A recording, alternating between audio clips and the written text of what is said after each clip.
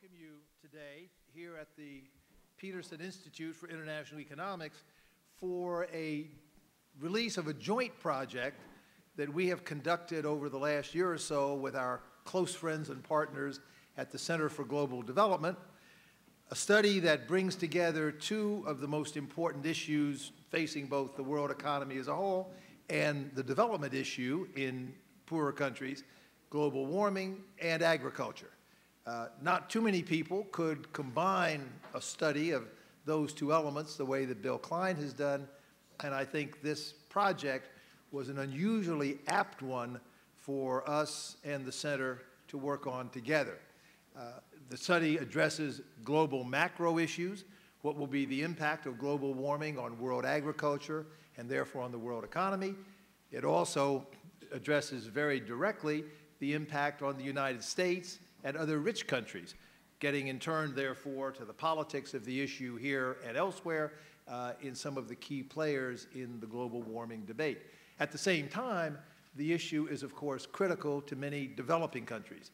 And this, I think, is the first in-depth analysis of the impact of global warming on the prospects for agricultural production in the whole range of developing countries, including China, India, and the poorer countries in Africa and elsewhere. I have been educated by this book and some of our own discussions around it to the value of quantifying the impact on developing countries at the country level, which is a great contribution, as you'll hear, of this book, quantifying the impact within regions in China and on countries such as India and Brazil. Why?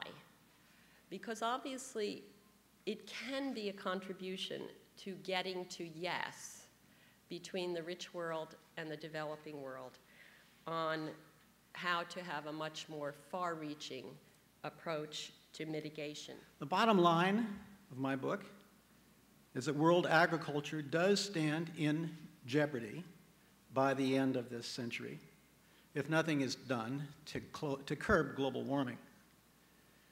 At the aggregate level, globally, reductions in productivity would range at least 5 to 15%. Moreover, there could be large losses in the developing countries, as high as 30 to 40% in South Asia, 20 to 25% in Africa and Latin America.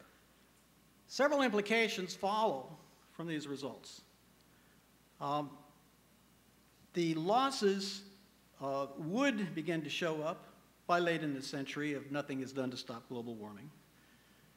And these losses are particularly potentially serious if the hoped-for carbon enrichment effect, in fact, does not do as much good for yields as hoped, and especially taking account of some of the other factors I mentioned.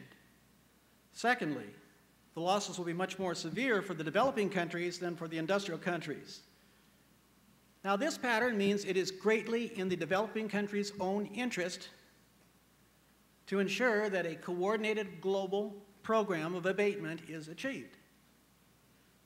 They will need to change their position on this issue from the typical position that is the following. The rich countries caused this problem, they put the carbon up there. This is a problem that is a luxury for the rich people to worry about. Poor countries can't afford to do anything about it. They will need to change that posture to a posture that recognizes much of the future emissions are on a trajectory to come from us, the developing countries. And if we don't do something about it, this warming is going to happen, and it's going to hurt our countries the most.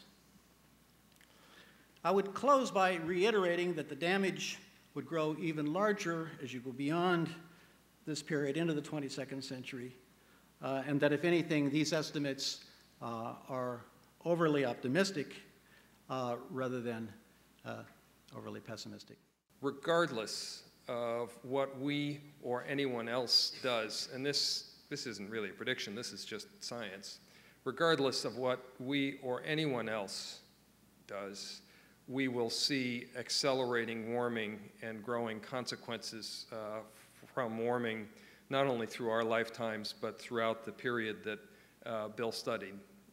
It's just locked in. Even if we take drastic actions, concentrations of greenhouse gases in the atmosphere will continue to rise. There is virtually no way that we will stop the increase in concentrations of greenhouse gases soon enough to avoid at least a rise of 2 degrees Celsius.